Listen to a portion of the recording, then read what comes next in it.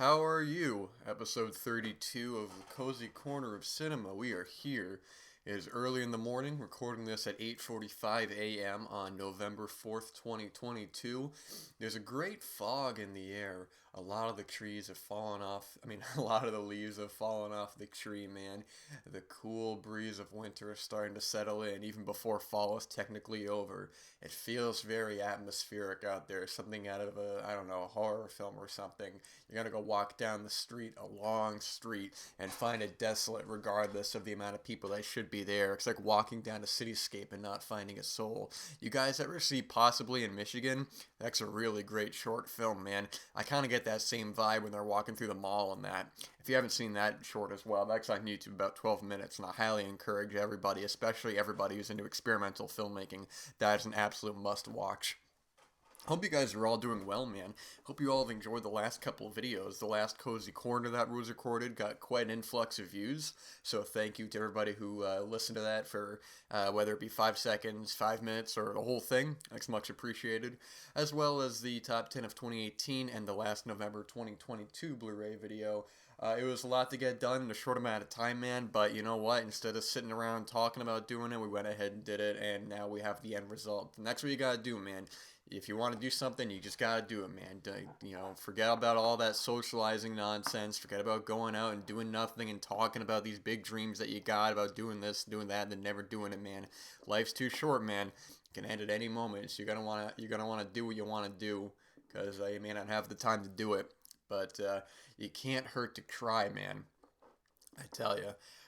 So when I said with the last episode, or actually with the 2018, the top 10, I was going to talk about some of the leftovers that were on the list but didn't quite make the top 10. Excuse me, I have my coffee here, so I'm going to have a sip of this, and then we'll do some more talking. But that's what I plan to do today. It was 2018 had quite a lot of great films. It was actually a really terrific film, and in case you haven't listened to the episode yet, or you have no interest in it, that's okay. But the next year that got chosen at random was 2021, so a lot of rewatches that's going to be happening that year, but there's also a handful of films that I didn't see, as well as at the end of the year, I do plan to make a films you may have missed this year video. So some of those that I saw theatrically will not be in that video, which are counted as 2021 because they may make the top 10 of 2021. I already know 2 films that I've seen theatrically this year that are counted for 2021 that are most likely, one definitely, and another most likely to make the top 10 of that year. So we're going to see, man. We're going to get the work done. We're going to put in the time. And, people, they like the end results, but they don't like the work behind it. But you got to do it, man. The end results don't come from nowhere, man. Everything comes from somewhere. So you might as well do it while you still can, But with that said, so some of the 2018 films I want to talk about here. I'm trying to think if I had anything else I wanted to discuss. I don't think so. Maybe I can discuss something next week. It's all right. I got time to do it. Hopefully, I have time to do it. Hmm. But I'm not gonna go too in depth with a lot of these. Just a handful I want to mention. I want to talk about some that may or may not be on your radar, some that are great, some that are very good, but all worth your time. And I don't know if I really want to go in order or not. No, I'm not gonna go in order. I'm gonna kind of jump around a little bit, so gonna try to go for some titles that maybe you didn't see, or maybe you heard of and didn't get an opportunity to see yet. Um, One that I liked a lot, that was a rewatch. Well, okay, all of these I liked a lot, of course. That was a completely redundant and idiotic thing to say, but one that I rewatched that didn't get a lot of talk. I think it got some talk when it came out, a little bit, but I haven't really heard many people talk about it. I believe Brian Sauer is a fan of this film. Let me look on Letterboxd. I think he may have logged it. Yeah, he did. You know what? That's why I've heard of it, because he definitely had a mention at some point. This is Private Life with Paul Giamatti and Catherine Hahn. And this film is really a total gem, man. In terms of how good it is, that it's not talked about a whole lot. This is one of the this is a straight to Netflix film that the problem with Netflix is that they just don't advertise their stuff, man. I mean, that new Cabinet of Curiosities thing. Uh, didn't even know that Panos Cosmatos had a new, I guess, short for that, a 40-minute short. And I know a lot of people really love Mandy and stuff. I wasn't too hot about that film, but I really like Beyond the Black Rainbow, and I think he's a very interesting filmmaker. And I had no idea about it, and because Netflix didn't advertise it, and they didn't advertise this as well. This is directed and written by Tamara Jenkins, who before this did The Savages, the Philip Seymour Hoffman film. I don't remember who the main actor was in that. That was Laura Linney, of course. That's right. I remember when that came out, but I hadn't seen it. But Private Life is a great film, great comedic drama, and Tamara Jenkins is really good with characters. Man, she's really good at realistic uh, uh, characters who have their faults, but in the end, there's no one you really dislike in the film, and that really goes to show because the film has Catherine Hahn and Paula Giamatti who are they've been trying to get pregnant for a while, and it's really kind of starting to put a strain on their relationship. They're running out of options. They just can't get pregnant. So through some circumstances, one of the members of one of the now I want to get this right because it wasn't a family member, but it was not a stepdaughter. How the hell do I say it? You know what? I don't exactly remember the relationship there, but she's not somebody who's not a family member. Somebody who's in that family. Anyways, who Paul Giamatti is not related to. This chick, Kaylee Carter, plays this character, Sadie Barrett, who is, let's see here. Yeah, man. All right, I just wanted to double check that she's the niece, so it's not blood there, but she decides to carry the Paula Giamatti's kid.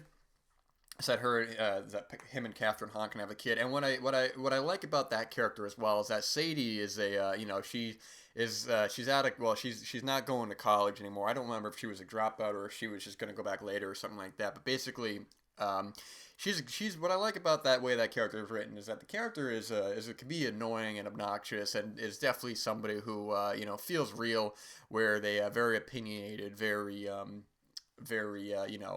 think they know more than they actually do. But with the film, it so easily could have made her an annoying and obnoxious character, and she can be annoying at times, but she is realistically portrayed where she has good intentions. Man, she's not just.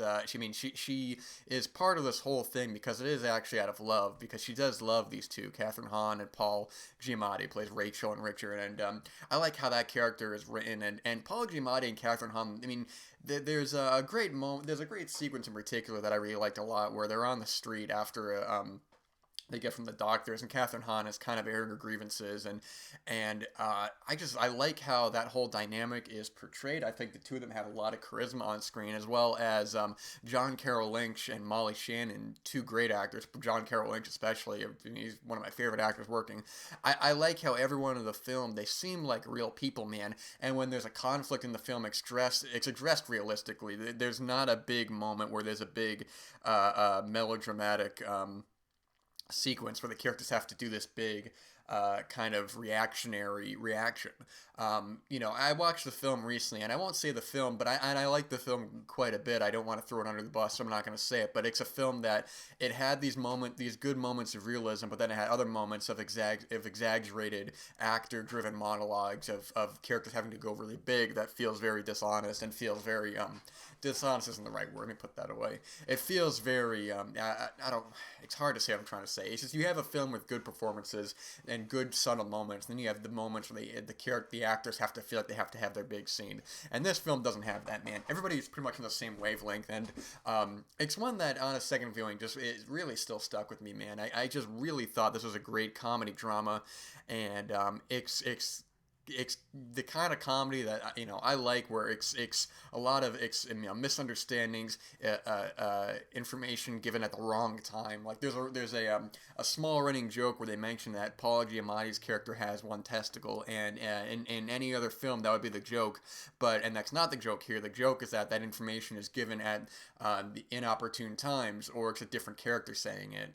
There's a great part early on where Catherine Hahn mentions it to the doctor, and Paul Giamatti's taken aback, and that's a great moment. And Catherine Hahn's like, well, he's going to have to find out somehow, and the doctor's like, well, yeah, I already know. And the way that whole scene is done, it's very very funny.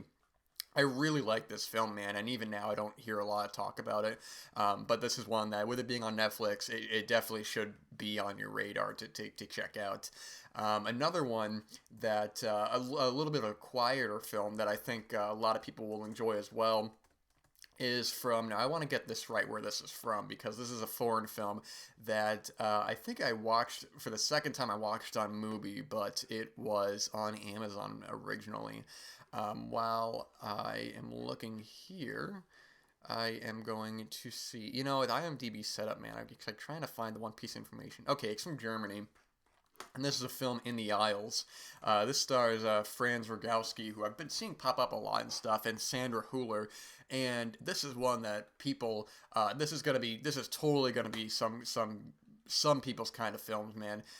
They're gonna really like this one, and I really like it as well. It's like just short of being great, but it's like a really enjoyable, really character-driven film where you just feel like a fly on the wall. Where you have Franz Rogowski, who plays this guy Christian. He goes to work at this big kind of Costco-looking place, and he doesn't really say a whole lot. He doesn't talk a whole lot, not a whole lot of dialogue. He's very quiet. He starts to form relationships with, and not even relationships, but starts to form kind of like, friendships with some of the people who work there and stuff. And we just follow a lot of his daily life. We know he's got a bit of a past and stuff. And he starts to get kind of interested in this girl, Marion, played by Sandra Hüller. And what I like about this film as well is it's very observational, where when you have a character who's working, because he works the night shift as well, and when you have a character working in any kind of supermarket or grocery store like that, there's a million cliches you could go with in terms of plot discrepancies or plot points or anything like that. And this movie doesn't do any of that, man. It cuts out all that nonsense and is just a character-driven film between these characters, man. The way that Franz Rogowski plays this role, he's got a real innocence to him, where we start to learn a little bit more about where he's coming from and stuff, and why he's not as talkative and stuff. It's just kind of in his nature. But the film is never it's never super downbeat, and it's never overtly funny either. There's a handful of funny moments, man. Like I tell you, even if I used to work at a retail place, and first time trying to use one of the hand trucks, man, and man, there's a part in the film where he's doing exactly what I did, man. Now that was an automatic one. I didn't get to use that till a little bit later, but using one of the hand ones, I was hitting walls with it. I couldn't steer straight. It's great, man.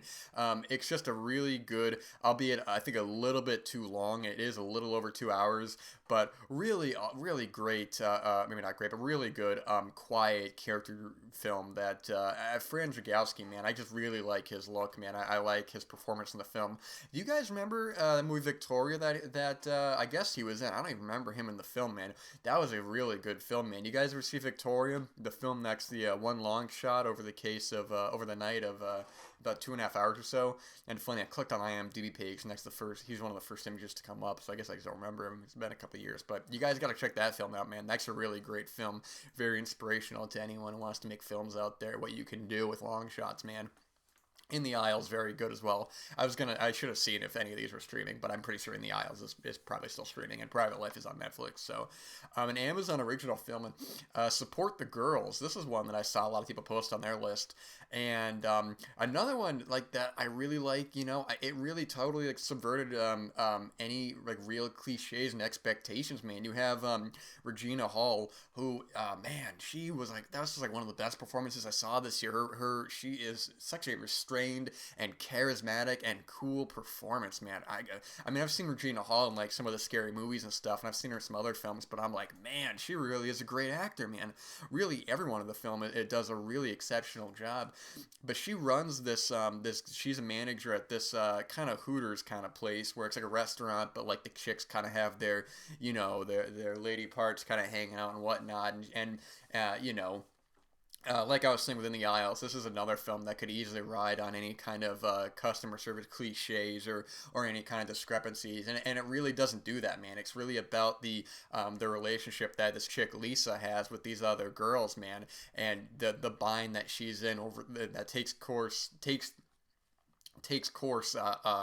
I'm sorry, over the course of this one day where she's having these problems come in, and the owner is being really like a pain to deal with, man, but it never dives into melodrama. That's why the script is so smart. And another actor I wanted to bring up, who I saw her in the film, and I was like, oh, no way, man, I just saw her in another film. I want to mention Haley Lou Richardson, who I've mentioned before in Montana Story. I wonder how many times I brought up that film on the show. But in that film, The Montana Story, it's a very dramatic, very pulled back performance, very emotional. And here, man, oh, geez Louise, man, she's fantastic in the film. She plays what feels like to be a very realistic, kind of charismatic server, where it can be a little hard to tell how much she's playing it up for the customers there, and how much she's just like in the spirit of working there. But she feels like a very down to earth character, man. And in the third act, when she gets more screen time, she's great in the film, man. Man, between this and Montana Story, I was just like, wow, that really is the same actor, man. She's fantastic. I mean, she's been in other stuff too, none of which I've seen. Oh, she's also in, you know what, I gotta watch for 2021. She's in that film After Yang. Yeah, man, I gotta watch that. I actually have the Blu-ray of that. I gotta give that a watch, man. But Support the Girls. This is one that, like I said, a lot of people had on their end of the year list. I saw a lot of people say this was like one of the best of the year, and I totally get it. I just really enjoyed this film, man. It totally subverted expectations, and it just does not go by how you think it's gonna. It's a much smarter script than that.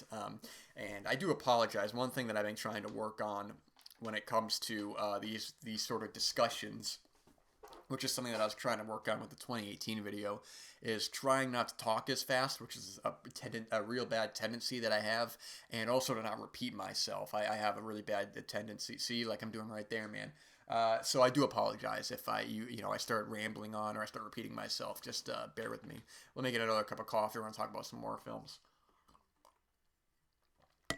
Minding the Gap was a documentary. Second time watch. I think this was a Hulu original film, but I had the Criterion Blu-ray of this. And the first time I saw this, I think I had the first 10-20 minutes or so. I didn't really know what to expect. I was like, all right, a bunch of skaters. They probably don't know what to do with their lives, and it's gonna be one thing, and I'm sure it'll be good. But I wasn't aware of the critical acclaim this film got. I think this was nominated for Best Documentary. I'm not exactly sure, but after about 10-20 minutes, the film, it takes a totally different shift where we follow these three friends, Keir Johnson, Bing Liu, and Zach Mulligan, and their lives that go on. Sorry if you can hear that, I got scratched. And the different paths they take, and addressing the different traumas of their past and who they want to be as adults. And dude, this film totally blew me away. I mean, I had seen it previously, but watching it again, I was able to appreciate it more. And hell, man, between watching mid-90s and this, I'm like, man, it makes me want to skateboard, But I know the second my dumb ass gets on a skateboard, I'm going to hit my head, and it's going to be the end of that, man. I tried to skateboard when I was little, and I fell down. I was like, hey, man, this ain't for me, I watched all my other friends do it. But as it goes on, we just start to see the three of these guys who are taking different paths in their lives. You have Bing Liu, who's using this documentary to address a lot of the trauma in his past. We have Zach Mulligan, who's having a strenuous relationship with his girlfriend and trying to be a father, but him maybe not living up to standards. And Keir Johnson, who I thought was the most interesting of the three, somebody who's really just trying to, forge his own path and really trying to take a hold of his life and becoming an adult man. It's one that I think is much easier to, it's a little difficult to explain because it's just a film that you gotta sort of gel with. And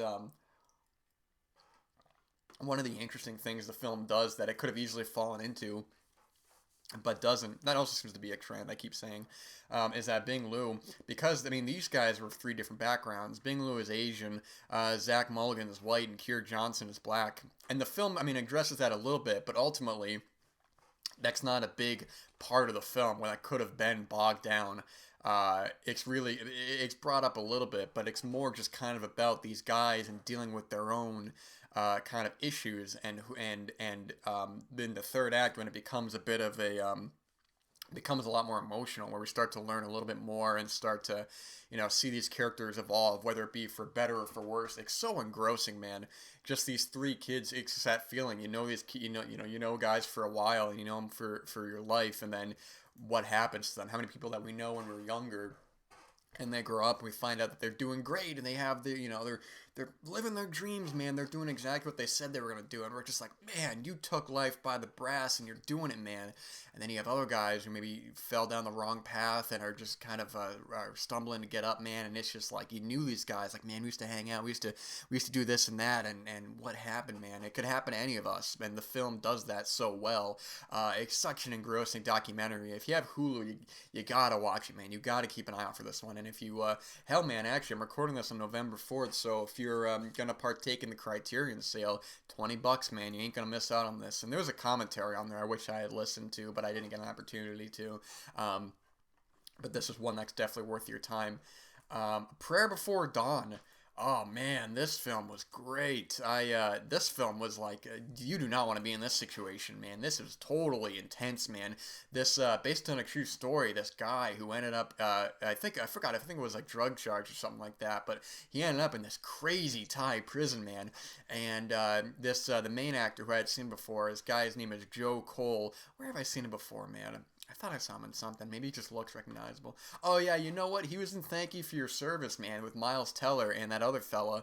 What the hell's that other fella's name? I'm going to look it up here because it's, oh, jeez Louise, man, of course. You got to be kidding me, man. You got to be kidding me. Anytime I need to find a name, it's nowhere to be found. Baula Cole, man. Man, no one saw this film, but you guys all missed out, man. That was a great film. Oh, man, he goes in this prison, and it's insane, man. They're all beating up each other, man. It's violent as hell. Little things. You got guys yelling at you in Thai, and oh man, eventually he ends up taking part in one of these like boxing tournaments because he was a boxer before, and just the brutality that it takes, and just, oh my gosh, man, it's like, you do not want to end up in one of these prisons, man. Totally engrossing, man. This actually almost made the top 10. No, it didn't. I'm sorry, I thought it was higher. It's a little bit lower, but oh man, I really love this film, man. Yeah, I mean, you got this one I watched on Tubi.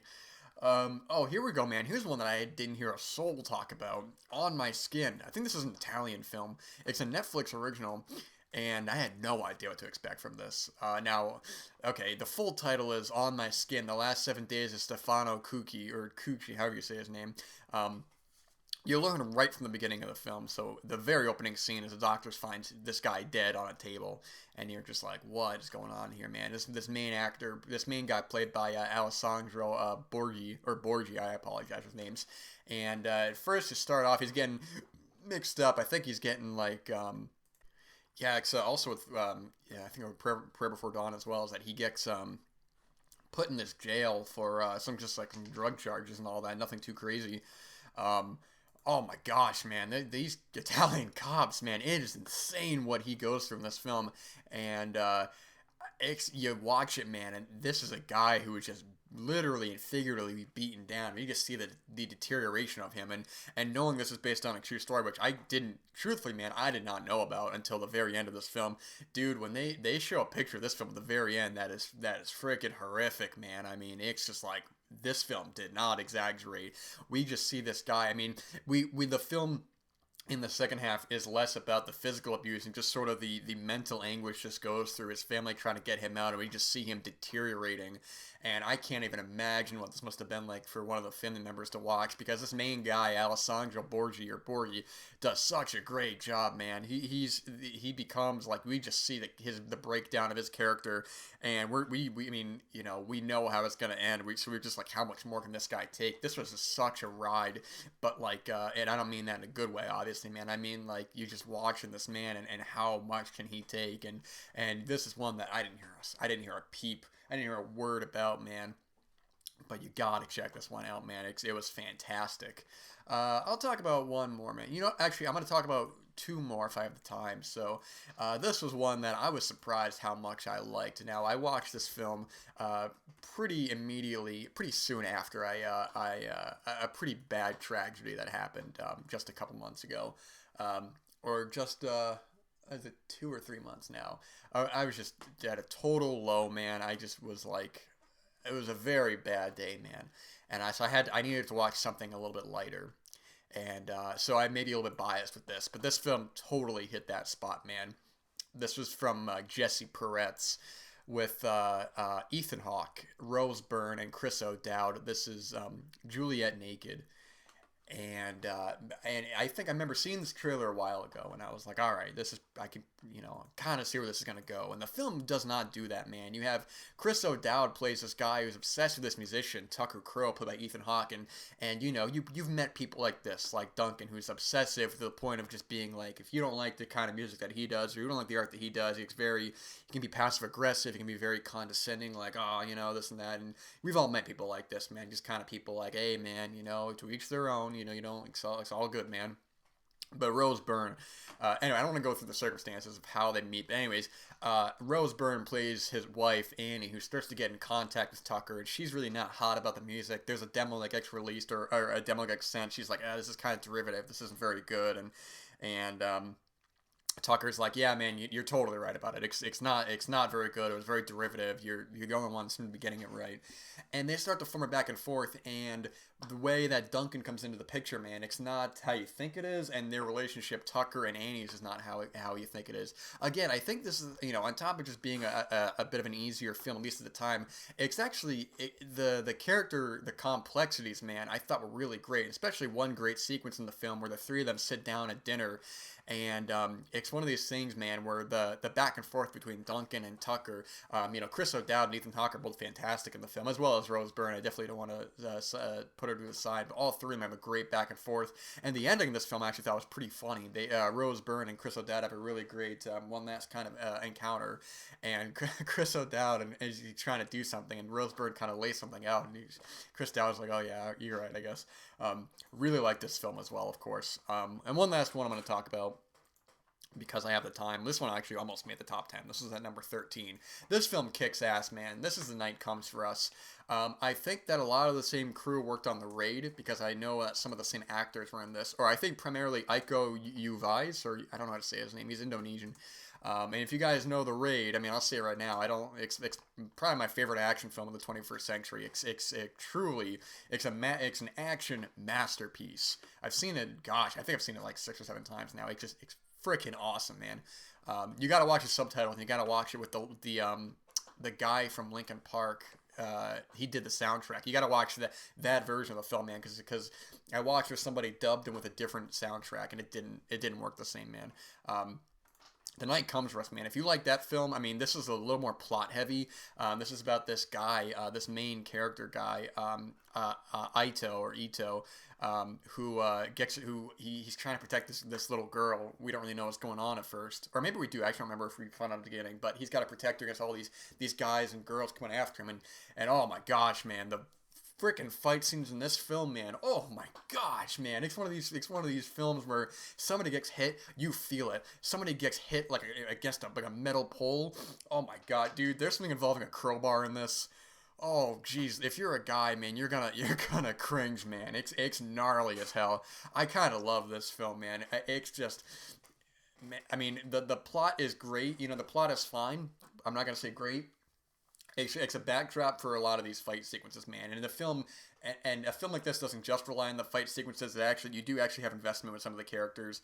But ultimately, you are watching this for a lot of the fights. And this film just kicked ass, man. You gotta watch this film, especially if you're a fan of The Raid. This is a must-watch. Unpopular opinion, possibly. I like this more than The Raid 2. I like The Raid 2, but I think that film gets a little bogged down with its plot. This, I gotta say, man, I like it more than The Raid. And it's not on the same filmmaker, I gotta say. It's Gareth, I always forget, is it Gareth Edwards or Gareth Evans? One of them did Monsters, and the other one did The Raid. But this was directed by Timo Tahanto, who worked with him on some of his other, like he wrote like VHS2, his segment in the film. What the hell's his name? I want to mention him. Gareth Evans. That's right, man. You got to check this film out, man. It's awesome. But that's all I got, man. I'm running out of time. Thank you guys for listening. Hope you had a fantastic Halloween. Hope you're going to get some work done this weekend. Make your dreams count, man. You ain't going to get your dreams done by talking about them. You got to work on them, man. Come on, life's too short for that kind of stuff. It could happen to any of us. It could end at any time, man. So you got to do what you want to do. I still have time to do it, man. All right, plenty of work to get done. We're not going to waste any more time. Be seeing you guys next week. Oh, I didn't press stop. There we go. All right, see you guys next week.